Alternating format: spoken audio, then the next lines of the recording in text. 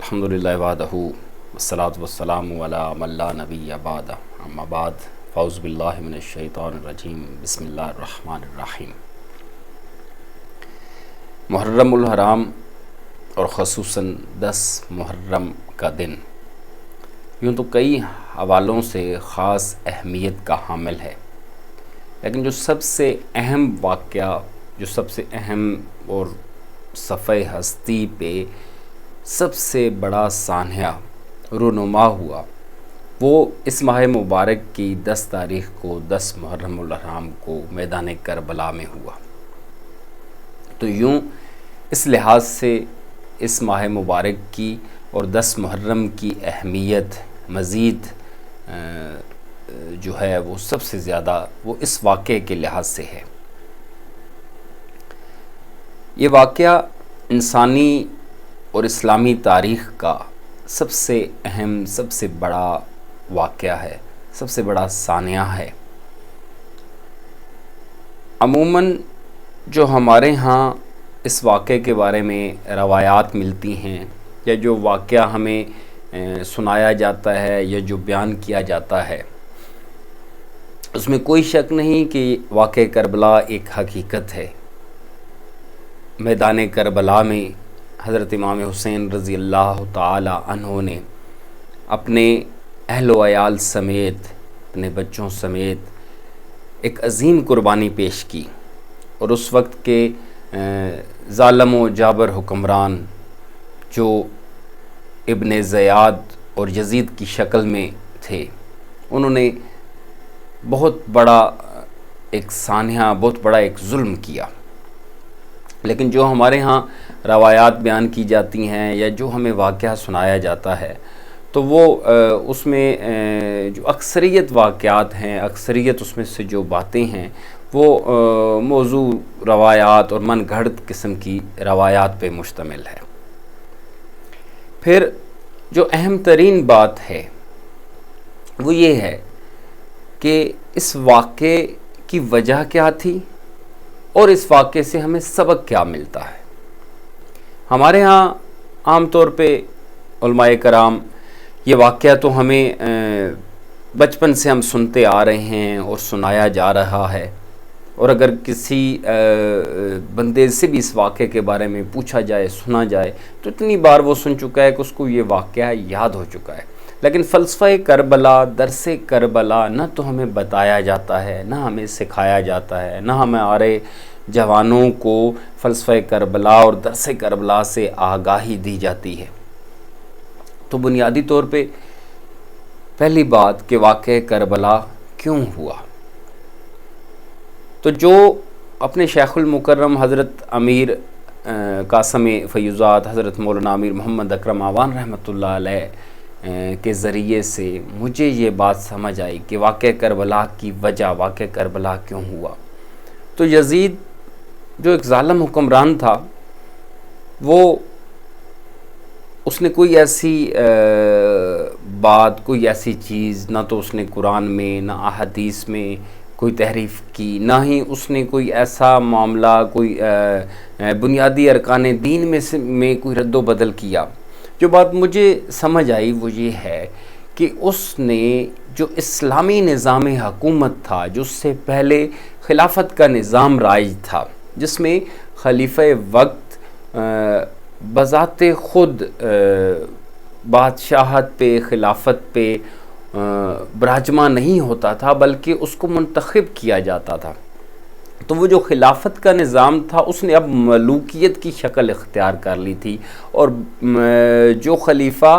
اکابرین امت، علماء امت اور مسلمانوں کے بڑے وہ منتخب کرتے تھے، اس کے بجائے اب اس نے خود اپنی خلافت کا اعلان کر دیا اور زور زبردستی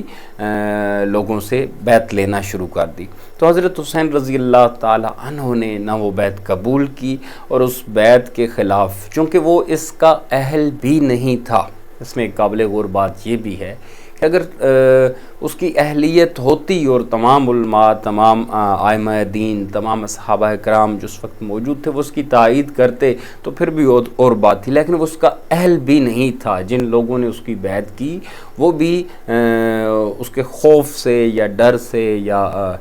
زور زبردستی کروائی گئی۔ تو حضرت حسین رضی اللہ تعالیٰ عنہ نے پہلی بات کہ یزید کی بیعت نہیں کی اور اس کے مقابلے میں کوئی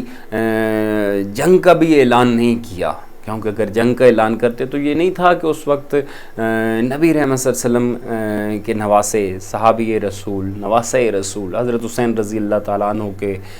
ساتھ کوئی کھڑا نہ ہوتا۔ تو جنگ کا بھی اعلان نہیں کیا بلکہ خود اپنے آپ کو، اپنی آل کو وہاں پہ لے کے گئے اور اپنی قربانی پیش کی۔ تو اس سے جو پہلی چیز پتہ چلتی ہے وہ یہ ہے کہ جب کوئی ایک بھی ایسی چیز، کوئی ایک بھی ایسا عمل، کوئی ایک بھی ایسا رکن جس سے پورا نظام حکومت، پوری اسلامی سلطنت، پورے تمام کے تمام مسلمانوں پہ جس کا اثر پڑ رہا ہو، جب بھی ایسا کوئی معاملہ پیش آئے تو اس کے لیے بڑی سے بڑی بھی قربانی دینی پڑے تو اس سے دریغ نہیں کرنا چاہیے۔ لیکن اس کے مقابل آپ موجودہ دور دیکھ لیں، موجودہ حالات دیکھ لیں تو ہمارا تو سارے کا سارا نظام ہی غیر اسلامی ہے۔ اس کے باوجود یہاں تو کوئی کربلا برپا نہیں ہوتی، یہاں تو کوئی حضرت حسین رضی اللہ تعالیٰ عنہ کے نقش قدم پہ چلتے ہوئے اس نظام کے خلاف اعلان بغاوت نہیں کرتا۔ تو بنیادی طور پہ پہلی بات کہ یہ واقعہ کیوں برپا ہوا، تو اس نظام حکومت کے خلاف، اس نظام سلطنت کے خلاف جو یزید نے اپنایا، اس کے خلاف حضرت حسین رضی اللہ تعالیٰ عنہ نے اتنی بڑی قربانی پیش کی۔ دوسری بات کہ اس کا درس کیا ہے؟ کیا کربلا کا واقعہ جلسے جلوس نکال لینے سے، محافل منعقد کر لینے سے، سال میں ایک دفعہ چند ایام کے لیے، کیا اس کا یہی درس ہے؟ کیا سبیلیں لگا لینا، کیا واقع کربلا سے یہی درس ملتا ہے؟ کیا بڑے بڑے جلوس نکال لینا، کیا واقع کربلا اسی چیز کا درس دیتا ہے؟ تو میں سمجھتا ہوں ہرگز نہیں۔ واقع کربلا حسینیت اور یزیدیت دو نظریے دیتا ہے۔ واقع کربلا حق و باطل کے دو نظریے دیتا ہے کہ ایک طرف حق ہے، ایک طرف باطل ہے، ایک طرف حسینیت ہے، ایک طرف یزیدیت ہے۔ اور جب بھی کوئی ایسا معاملہ پیش ہو، جب بھی ان دونوں میں سے دو نظریات آپ کے سامنے ہوں، حسینیت اور یزیدیت، حق اور باطل، تو چاہے بڑی سے بڑی قربانی دینی پڑے، اپنا آپ، اپنے بچے، اپنے اہل و عیال کیوں نہ قربان کرنے پڑیں، کسی بھی قسم کی قربانی سے دریغ نہیں کرنا، کسی بھی قسم کی قربانی جو ہے وہ دینی پڑے، وہ ہر صورت میں دینی ہے، اور ہمیشہ اپنے آپ کو حق کی طرف رکھنا ہے، ہمیشہ اپنے آپ کو حسینیت کی طرف رکھنا ہے۔ بلکہ شیخ المکرم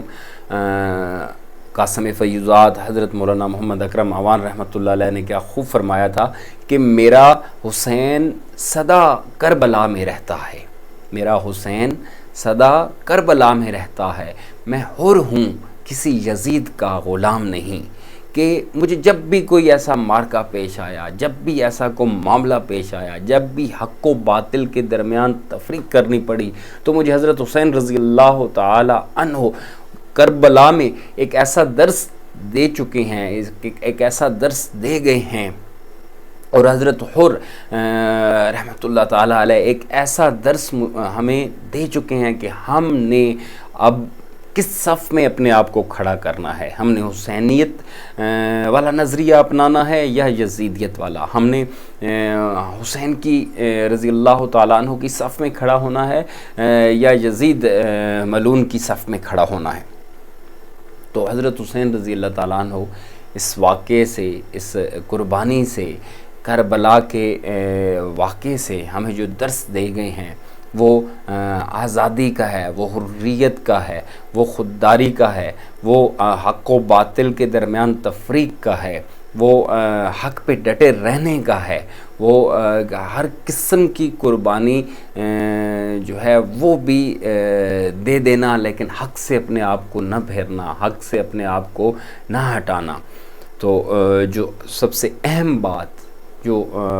ہمارے معاشرے کا ایک المیہ ہے جو ہمارے معاشرے میں ایک رائج ہو چکا ہے کہ ہمیں واقعات تو سنائے جاتے ہیں، قصے کہانیاں تو بتائی جاتی ہیں، لیکن